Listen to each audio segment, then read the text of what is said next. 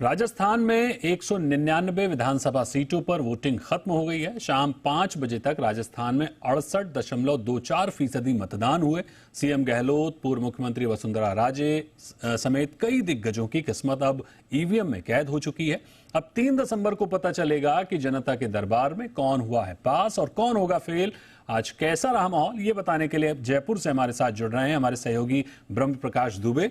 ब्रह्म प्रकाश जी, ये बताइए कि 68% का जो मतदान है ये कैसा है। दूसरी चीज की जाहिर तौर पर अब तो हर जगह ऑलमोस्ट खत्म ही हो गया होगा, तो क्या अहम मुद्दे रहे, आज का मतदान कैसे देख रहे हैं, लोगों की क्या प्रतिक्रिया रही?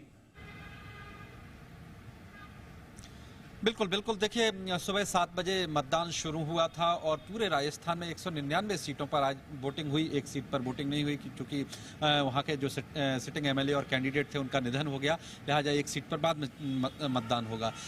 कुल 199 सीट पर शाम 5 बजे तक तकरीबन 68.5% मतदान हुआ और 6 बजे का जो आंकड़ा है वो अभी कुछ देर बाद चुनाव आयोग जारी करेगा आधिकारिक तौर पर। तो ये माना जा रहा है कि तकरीबन 72 से 73% वोट राजस्थान के इस विधानसभा चुनाव में पड़ा है।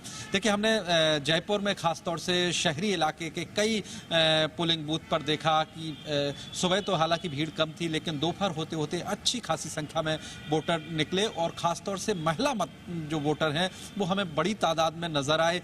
शहरी इलाके में अलग अलग विधानसभा क्षेत्रों के जो पोलिंग बूथ थे, देखिए ये मुकाबला जो है अब तो वोट हो चुका है, लेकिन मुख्य तौर पर कांग्रेस और बीजेपी के बीच ये मुकाबला माना जा रहा है। हालांकि आरएसपी और कई निर्दलीय जो ताकतवर कैंडिडेट हैं वो भी मैदान में थे, क्योंकि पिछले विधानसभा चुनाव में बीएसपी ने भी 6 सीटें जीती थी।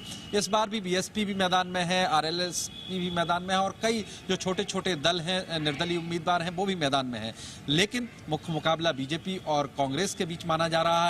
हालांकि सबके अपने अपने दावे हैं। कांग्रेस इस बात को लेकर कॉन्फिडेंस महसूस कर रही है कि वो इस बार जो रिवाज है 30 साल का वो बदलेगी और दोबारा वो सत्ता में आएगी, दोबारा अपना जो सत्ता है वो बरकरार रखेगी। लेकिन बीजेपी के नेताओं से बात करें तो उनका कहना है कि भले ही एक दो योजनाओं ने जो है, अशोक गहलोत की एक दो योजनाओं ने लुभाया हो वोटर्स को, लेकिन उनका कहना है कि एंटी इनकम्बेंसी अच्छी खासी है और जो वोट ज्यादा वोट पड़ा है, जो यूथ वोटर निकला है, जो महिलाएं बड़ी तादाद में निकली हैं, कहीं ना कहीं उनका वोट बीजेपी को मिलेगा और प्रधानमंत्री की तरफ से जो रैलियों में जो गारंटी दी गई थी उसका फायदा पार्टी को पहुंचेगा। तो अपने अपने कैलकुलेशन है, लेकिन ये जरूर कह सकते हैं जिस इलाकों में मैं घूमा हूं जयपुर के आसपास और राजस्थान के ओवरऑल अगर कहें कि रिजल्ट का अनुमान लगाएं तो मुकाबला राजस्थान में आप कह सकते हैं कि नजदीकी मुकाबला रहेगा। शायद 10 से 15 सीटों से का फासला रहे जो भी पार्टी जीतेगी,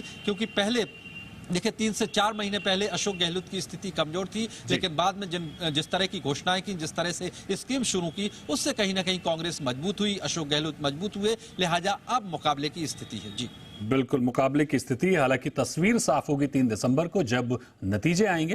फिलहाल बहुत शुक्रिया करेंगे ब्रह्म प्रकाश जी आपका हमारे साथ जुड़ने के